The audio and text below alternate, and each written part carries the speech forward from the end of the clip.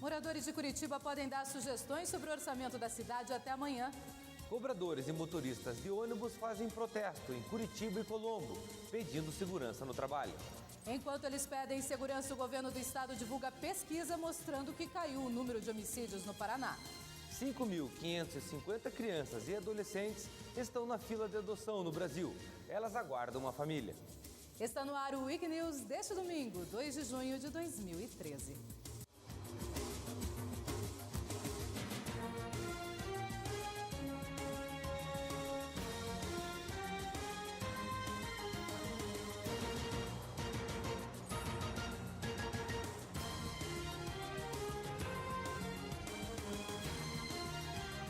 Uma boa tarde para você. Boa tarde. Moradores de Curitiba têm até amanhã para pedir algum tipo de intervenção na rua onde moram, em praças públicas, em bairros e escolas. É que termina o prazo para que a população dê opiniões de como aplicar os recursos do orçamento do ano que vem. A Lei de Diretrizes Orçamentárias aponta qual porcentagem do orçamento deve ser destinada para cada setor. No ano que vem, a Prefeitura estima arrecadar 7 bilhões de reais. A atual gestão vai zelar pela prioridade em áreas que são sensíveis, com compromissos de campanha, na educação, na saúde, a questão da mobilidade, enfim, em algumas linhas gerais. Claro que o trato com os servidores municipais, a participação das pessoas na definição do orçamento. Então, são diretrizes gerais que serão agora apreciadas no final de junho, preparando a formulação do orçamento. Nos últimos anos, a Prefeitura chegou a gastar 25 milhões de reais em propaganda. Ainda não foi divulgado qual fatia do orçamento da nova gestão vai para essa área. A oposição garante que vai ficar de olho nos gastos com publicidade. Vamos estar observando sobre isso. Nós temos uma política diferenciada. Eu acho que a propaganda ela é feita no boca a boca. Se você tem uma boa saúde, se você tem uma boa educação, a própria população faz a propaganda. Não precisa outdoor. As discussões em torno do dinheiro público não devem ficar só no plenário. Todas as pessoas podem contribuir.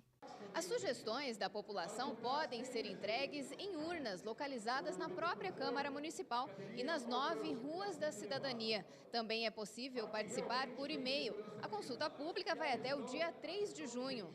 Acho fundamental, até porque a população no seu local de moradia, de trabalho, que conhece muito bem os problemas que devem ser enfrentados. Daí a importância da participação direta da população. E quem quiser fazer qualquer sugestão, ainda pode pelo e-mail comissão.economia@cmc.pr.gov.br.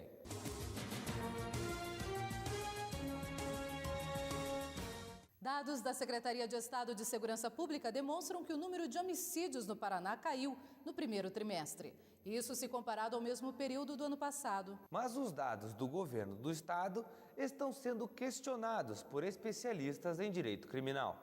O balanço da Secretaria de Segurança Pública nos meses de janeiro, fevereiro e março aponta uma redução de 9,6% em relação ao mesmo período do ano passado no número de homicídios no Paraná. A queda, segundo a Secretaria, é o aumento do policiamento ostensivo da PM e melhor investigação dos crimes, que dão maior sensação de segurança e impunidade. O que o senhor está achando da segurança pública no Paraná? Está melhorando ou piorando? Eu acho que a segurança pública aqui em Curitiba, principalmente, só aparece nos grandes eventos. Mas no dia a dia, no cotidiano, você não vê segurança nenhuma. Está péssima a segurança. Eu estou aqui há 14 anos e realmente a coisa tem piorado. Eu perdi um irmão agora há 1 ano e meio, uma pessoa de 1,92 m, que num domingo, 3 horas da tarde, recebeu uma facada no pescoço, em pleno Boqueirão, deixou uma filha de 9 anos, cara do bem. Então, assim, depois disso, sinceramente, eu saio com a minha mãe, saio com minhas filhas, mas a gente sai assim, não sei, olha como a gente consegue sair de casa. É acuado. Os dados da Secretaria de Segurança Pública do Paraná são contestados por especialistas em direito criminal da Universidade Federal, por não terem a fonte de informação. Os dados oficiais, segundo eles, devem partir somente do Instituto Médico Legal. Curitiba não apresenta uma diminuição, né? Esse 9,6% divulgado pela CESP é um dado de algumas cidades do estado do Paraná. O que a gente precisaria saber? Primeiro, qual foi a metodologia usada pela CESP? Quais foram as fontes que a CESP utilizou? Então, ela se valeu das informações da Delegacia de Homicídio, se valeu das informações do sistema DataSUS, que é um sistema usado no Brasil todo, se valeu dos dados do IML. E a prova da insegurança pública pode ser vista nas ruas. Comerciantes de um bairro da capital reclamam que nos últimos 3 meses, quase todos os estabelecimentos comerciais da região foram assaltados. Rua dos Assaltos. Este foi o nome dado a esta via do bairro Portão, em Curitiba, pelos comerciantes da região. Dos 10 estabelecimentos comerciais situados somente nesta quadra da Rua Paraíba, pelo menos 8 já foram assaltados nos últimos 3 meses. Só este salão de beleza já foi roubado 3 vezes neste período. Além de espantar os clientes, parece que fica uma sentença se você reagir ou acontecer alguma coisa de você se assustar, a tua pena de morte está declarada, né? Porque ele pode interpretar que você vai pegar uma arma, alguma coisa, porque você já está assustado. Então, numa vez que acontece novamente, você pode estar muito apreensivo, mais nervoso e de repente ele pode agir, onde pode terminar com uma vítima. A alternativa encontrada pelos lojistas foi trabalhar de portas fechadas. A proprietária desta loja conta que, por insegurança, às vezes acaba, inclusive, se recusando a abrir a porta quando se sente ameaçada.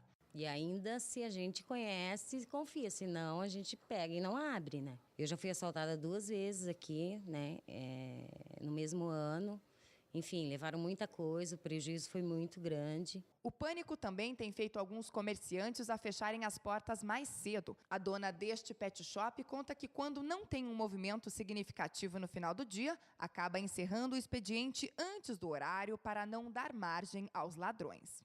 Começa a escurecer, vê que o movimento está fraco, o pessoal acaba fechando aqui e indo embora, porque está todo mundo apavorado mesmo com esses assaltos por aqui. O proprietário desta panificadora também não descarta a hipótese de começar a fechar um pouco mais cedo, pois além da preocupação com possíveis assaltos ao estabelecimento, os funcionários também estão sendo roubados constantemente no caminho ao terminal de ônibus depois de deixarem o trabalho. São assaltados do trajeto daqui até o terminal. Está ficando muito difícil trabalhar, principalmente à noite. Assim que escurece, a gente começa a rezar, porque não tem segurança nenhuma aqui. Segundo os comerciantes, a polícia até chega a fazer um trabalho eficaz. Quando acionada, quase sempre consegue encontrar os ladrões, que costumam ter de 18 a 22 anos. O problema é que no outro dia, esses mesmos ladrões já estão de volta às ruas. Os moradores da região também estão assustados. Ainda mais quando chega a noite. Quando a noite chega, o pessoal fica todo em alerta. Você sai vivo, agora se você volta, você não sabe. E não são apenas os comerciantes que reclamam. Motoristas e cobradores de ônibus de Curitiba e região metropolitana fizeram uma manifestação pública e pediram mais segurança. O protesto ocorreu após a morte do cobrador de ônibus Isaías da Silva, que foi assassinado por não ter dinheiro em caixa numa linha de ônibus em Colombo. O protesto parou o sistema de transporte coletivo por 1 hora. Cobradores e motoristas bloquearam a entrada de todos os terminais de Curitiba e região metropolitana. Os ônibus do centro da cidade também ficaram parados das 9 às 10 horas da manhã. A mobilização pediu mais segurança. A principal motivação do protesto foi o assassinato de um cobrador no último domingo. Osaías Caldeira da Silva, de 31 anos, trabalhava na linha Cabral-Guaraituba. 2 assaltantes entraram no ônibus e pediram o dinheiro do caixa. O cobrador respondeu que não tinha e foi alvejado com um tiro no peito. A violência já faz parte da rotina dos trabalhadores. Sidney é cobrador há 6 anos, na mesma linha em que ocorreu o crime. Ele conta que já foi assaltado 6 vezes e chegou até a ser sequestrado. Os caras pegaram eu e o motorista e trouxeram até certas alturas para limpar o ônibus. Roubaram todo o ônibus e até os nossos pertences pessoais.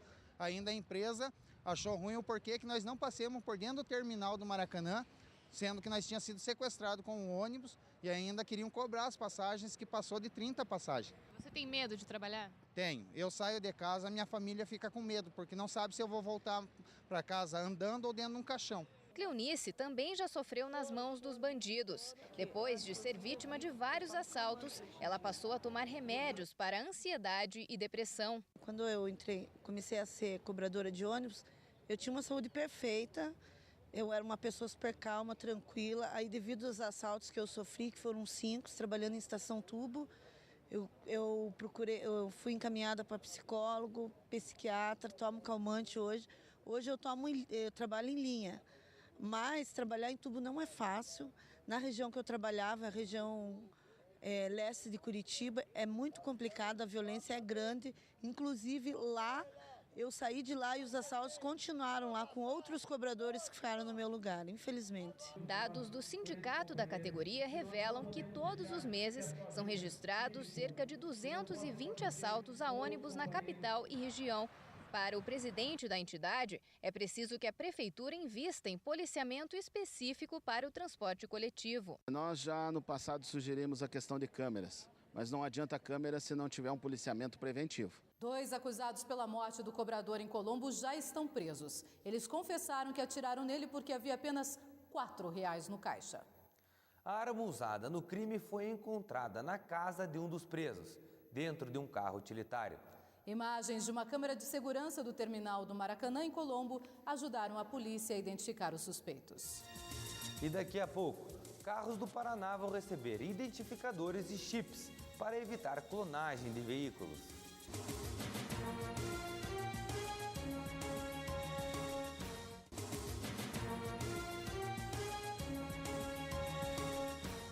A partir deste mês, todos os carros emplacados no estado receberão um lacre com o número de segurança e um chip.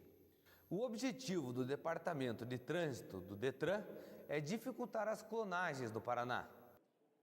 A reunião foi a portas fechadas e durou quase 2 horas. O diretor-presidente do Detran esclareceu que o lacre vai dificultar as clonagens e fraudes com carros roubados.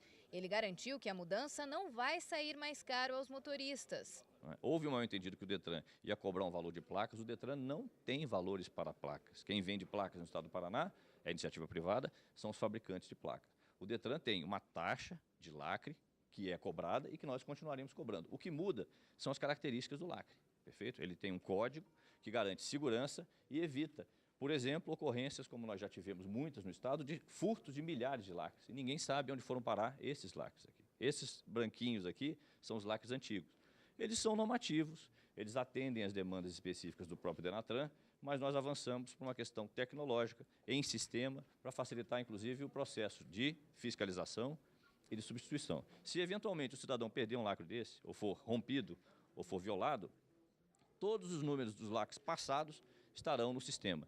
Isso é a garantia para o cidadão de que o veículo dele tem menos probabilidade de ser clonado. Para os deputados, a reunião esclareceu as dúvidas com relação aos custos da nova tecnologia. Ficou garantido que os motoristas poderão adquirir o lacre por meio de um único boleto emitido pelo Detran.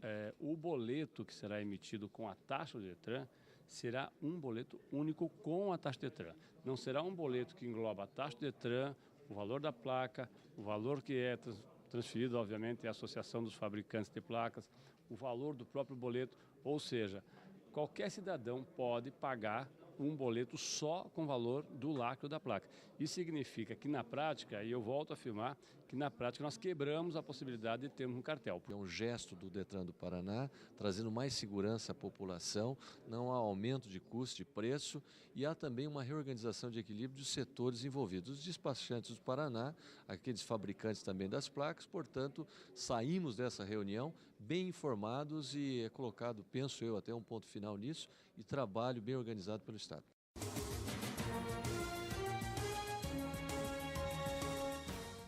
O Brasil tem o segundo pior índice nacional de casos de hanseníase. Ao todo, são 30 mil registros. No Paraná, são mais de 1.000 portadores da hanseníase, uma doença que atualmente tem cura. Silvana procurou ajuda médica depois de sentir fortes dores nas articulações. O diagnóstico foi equivocado, reumatismo. Somente depois de 1 ano de tratamento, começaram a surgir bolhas e manchas escuras na pele. Aí então, foi constatado o que ela realmente tinha, hanseníase. Eu me senti bem assustada, abalada, né? Porque eu não tinha conhecimento da doença. Então, para mim, eu fiquei em choque.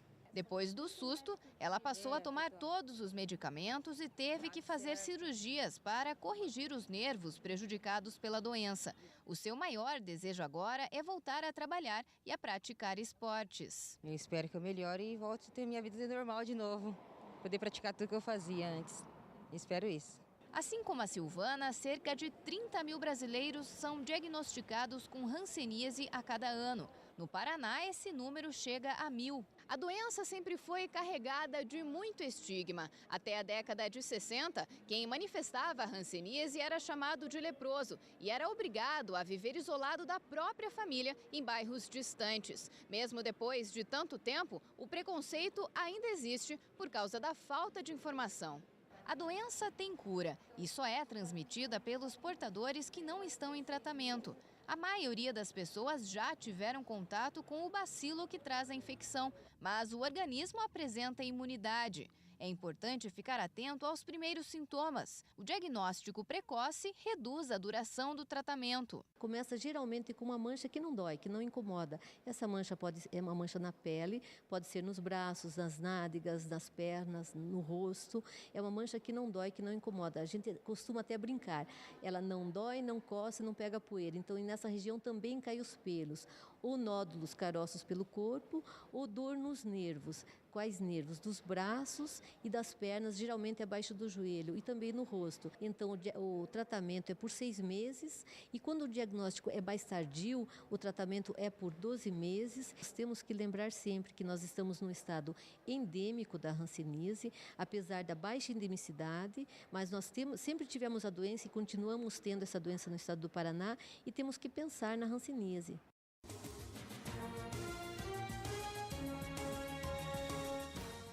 Enquanto 30 mil pessoas em todo o Brasil buscam adotar um filho, o Cadastro Nacional de Adoção conta com cerca de 5.500 crianças e adolescentes aguardando uma família.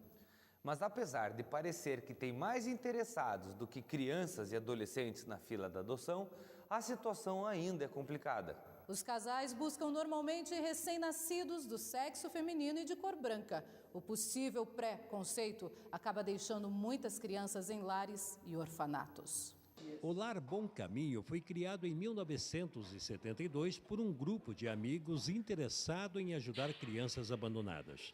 Hoje, trabalha com 25 bebês de 0 a 2 anos, acolhidos por medida de proteção. Eles foram tirados da família pela justiça porque seus direitos foram violados. São filhos de pais dependentes, principalmente de crack, que não têm condições de educar ou até mesmo abrigar as crianças. Esses pais, na grande maioria, estão fazendo o tratamento e, por isso, a família extensa, o que tem direito, é o que vai permanecer com a guarda provisória dessa criança.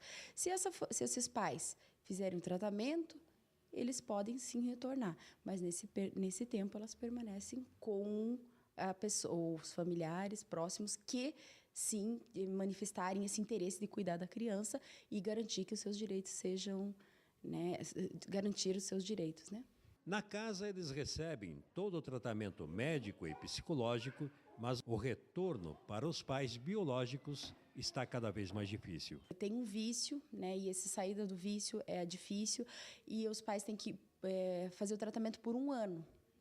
Então, em 1 ano, acompanhar, realizar esse tratamento. Em alguns casos, a criança retorna, mas são poucos os casos. Na maioria, é a família extensa que assume a criança. A melhor notícia é que Curitiba é uma das cidades brasileiras com mais interessados em adotar uma criança e tem os menores índices de menores em situação de risco do país. O Lar Bom Caminho não tem fins lucrativos e precisa de ajuda. Cada criança tem uma despesa de R$ 1.500 em média por mês. Precisa de dinheiro, mas o mais importante é o seu carinho. Olha, entrando em contato conosco no telefone 3246-8944, a gente pode conversar com a pessoa e mostrar as várias maneiras que podem ajudar. Inclusive, o lar não abre para visitas, apenas aqueles que querem nos ajudar. Daí eu acho que é importante eles conhecerem a instituição, saber como ela funciona, para daí poder ajudar. A educadora Aracia Cinelli da Luz, especialista em atenção ao projeto de adoção, lembra que nos países desenvolvidos, campanhas educativas mostram para os pais que o importante na hora da adoção é criar um elo com a criança. Conquistado o elo afetivo, não importa quais são as características físicas da criança ou adolescente, nem a idade.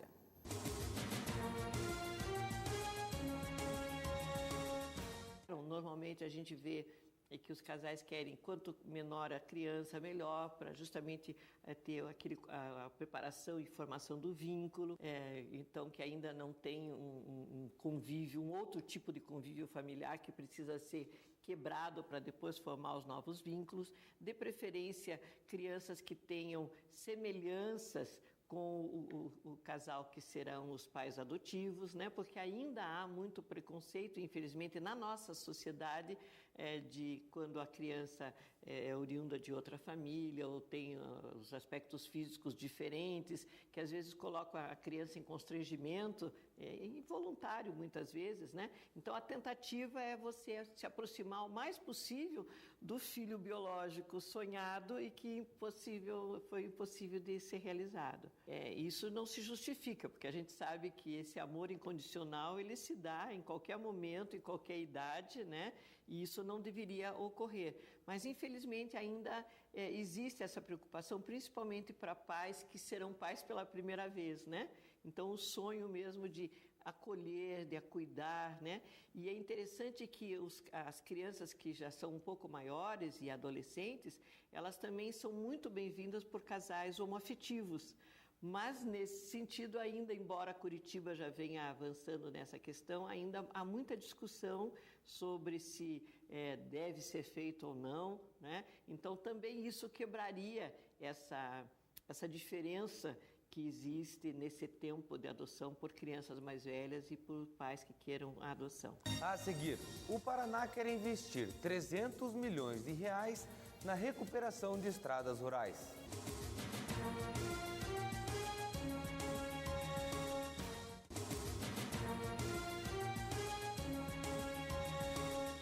O Paraná pretende investir 300 milhões de reais na recuperação das estradas rurais até 2016. Com isto, a safra do estado poderá ser melhor escoada, o que aumenta a competitividade do Paraná e melhora ainda mais a produção.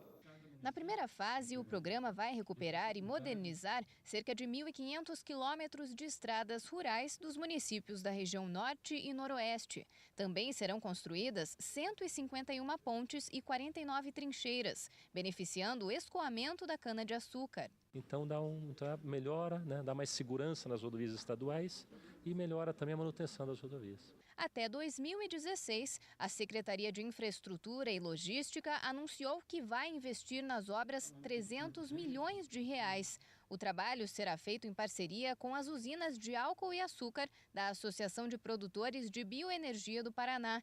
Para o presidente da entidade, as melhorias nas estradas vão reduzir os transtornos causados principalmente pelas chuvas e devem auxiliar o setor a manter a competitividade. Estradas, essa recuperação vai propiciar um benefício ao produtor de leite, ao produtor de café, ao pecuarista, enfim, a todos eles.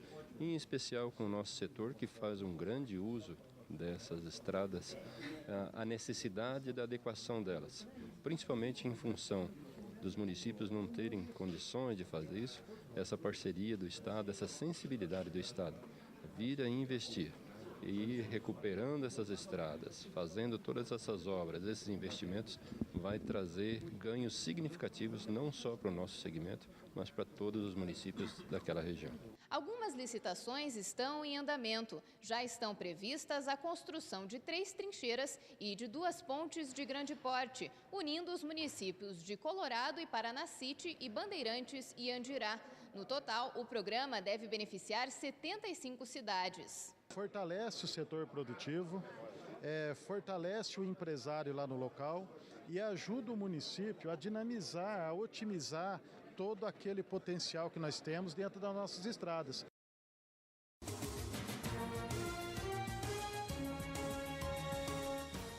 O Brasil tem 28 universidades entre as 100 melhores da América Latina, segundo o ranking divulgado por uma organização britânica especializada na avaliação de universidades.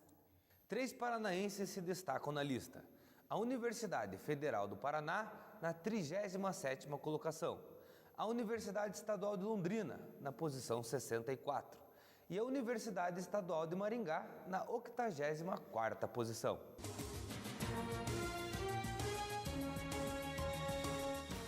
Muito frio nessa segunda-feira em todo o Paraná, com temperatura mínima prevista de 4 graus. Em Curitiba, sol entre nuvens e máxima de 19 graus. Rio Negro faz frio, máxima de 18 graus. Em Jaguariaíva e Cascavel, o dia de sol, máxima de 21 graus. Está chegando ao fim o Week News de hoje. Domingo tem mais. A gente te espera às 2 da tarde. Uma boa tarde para você, boa semana. Boa tarde.